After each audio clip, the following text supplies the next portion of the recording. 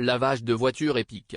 Alors, ce week-end, tout semblait normal chez nous. Mon frère Paul avait décidé d'être un bon fils pour une fois et d'aider papa en lavant sa voiture. Jusque-là, rien d'extraordinaire.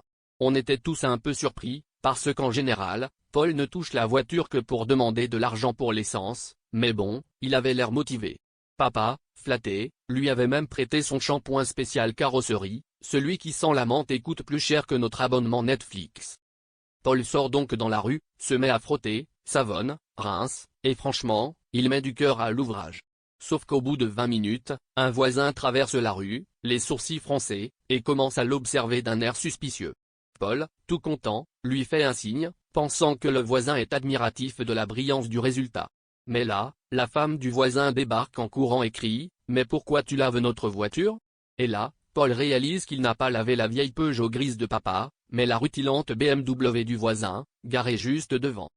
Bien sûr, la situation dégénère très vite, maman arrive en courant, persuadée qu'on essaye de voler la voiture, papa crie à Paul qu'il va devoir laver la vraie voiture maintenant, le voisin menace d'appeler la police, et Paul essaie de négocier un rabais pour le lavage.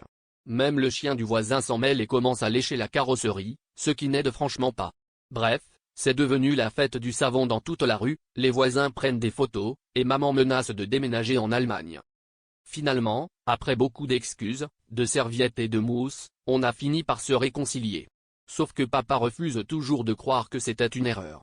Maintenant, il dit à tout le monde qu'on va devoir changer de famille, parce que chez nous, on lave notre linge sale en famille, mais pas la voiture du voisin.